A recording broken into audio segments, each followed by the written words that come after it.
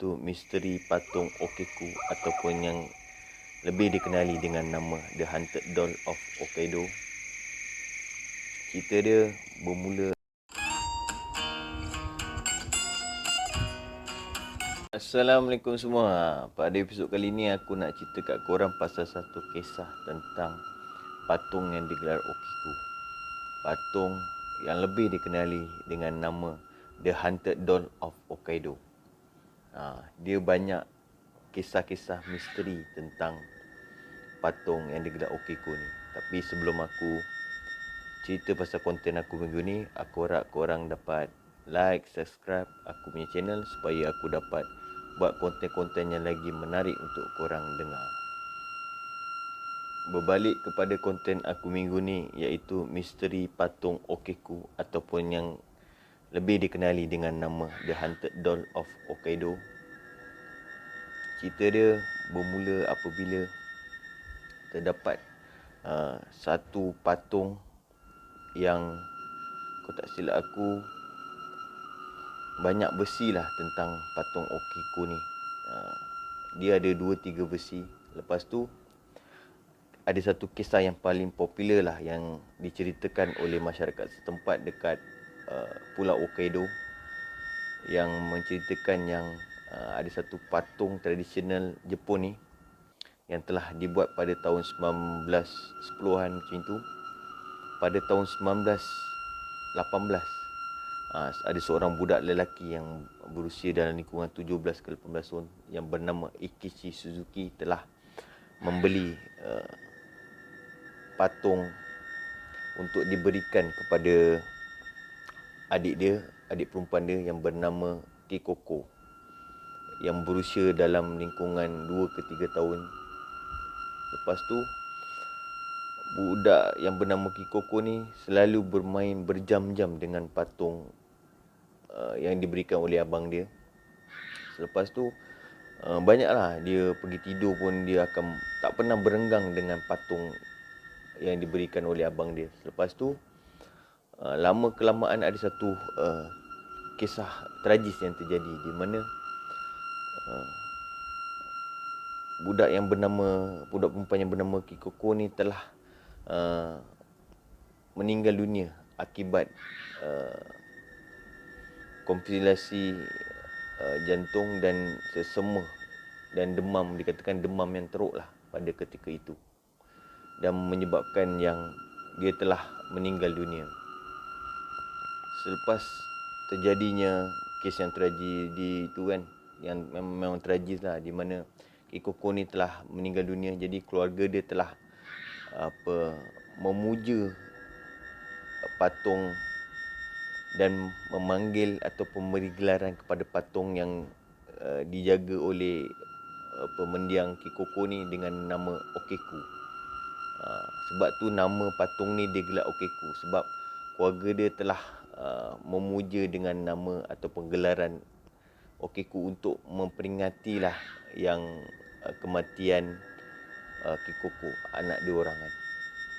Lama kelamaan selepas keluarga Kikoko ni memuja-muja patung yang digelar Okeku ni, lama kelamaan diorang menyedari yang ada satu benda misteri yang berlaku, di mana patung yang digelar Okeku ni telah mempunyai rambut kat patung tu lama kelamaan makin memanjang. Lepas tu diorang menganggap yang ia sebagai tanda bahawa anak perempuan mereka telah bersama dengan patung, menyelinap masuk ke dalam patung yang digelar Okeku ini. Pada tahun 1938, keluarga Kikoko ni telah memutuskan untuk berpindah daripada Hokkaido, tetapi mereka telah merasakan bahawa yang terbaik untuk patung yang digelar Okeku ni tinggal di kuil, dan dia telah meletakkan patung yang digelar Okeku ni bersama dengan sami-sami yang berada di kuil yang digelar sebagai kuil Menenji, di mana sampai hingga ke hari ni ia masih dipamerkan.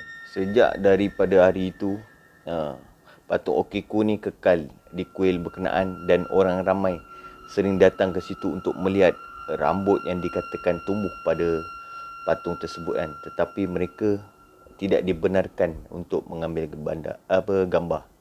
Kini patung Okiku tu mempunyai rambut yang panjang sehingga kalau tak silap aku ke paras lutut. Ia mungkin sekarang ni mungkin aku rasa lagi panjang, tetapi para Sami kat situ sentiasa memotong dari semasa ke semasa. Sebenarnya tindakan untuk memotong rambut itu disebabkan oleh ada satu kisah di mana ada seorang Sami di kalangan Sami dekat kuil tersebut telah bermimpi yang roh Kikoko telah menyuruh Sami tersebut memotong rambut patung yang digelar Okiku ini. Ada sesetengah sumber mendakwa yang pemeriksaan saintifik telah dijalankan terhadap anak patung yang digelar Okiku ini. Tapi tak ada satu pun teori ataupun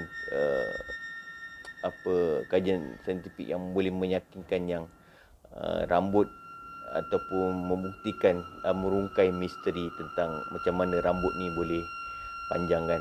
Jadi banyaklah ada orang telah mengambil kisah Okiku ni jadi ilham untuk jadikan filem dan adalah tokoh tambahan. Tapi sebenarnya yang misteri tentang patung ni adalah patung ni dia mempunyai rambut yang sentiasa panjangan. Dari masa ke semasa dia akan sentiasa panjang. Lagi satu misteri tentang patung Okiku ni di mana ada orang telah mendakwa lah yang jika korang melihat Okiku ni daripada dekat, korang dapat melihat mulut patung Okiku ni sedikit tengangah dan korang dapat melihat gigi seakan-akan gigi manusia dekat mulut patung Okiku ni kan. Tapi jika korang lah berkesempatan pergi ke Pulau Hokkaido, kalau korang nak tahu dia punya kisah ni ataupun cerita pasang kebenaran tentang patung Okiku ni kan, aku rasa korang boleh, kalau korang berkesempatan pergi ke Pulau Hokkaido ni, Jepun, korang pergilah dekat kuil yang digelar kuil Meninji ni. Korang boleh tengok sendirilah patung Okiku ni kan. Patung Okiku aku dengar kalau korang pergi sana, korang tak boleh ambil gambar, korang just boleh tengok saja kan. Jadi kisah ni memang kira aku pun tak pernah pergi ke Hokkaido sana. Jadi kalau benda ni betul, korang boleh share ataupun komen dekat aku lah kan. Itu je lah kisah aku ataupun konten aku pada minggu ni. Kalau korang suka, aku harap korang dapat like, subscribe aku punya channel supaya aku dapat buat konten yang lagi menarik untuk korang. Okey lah.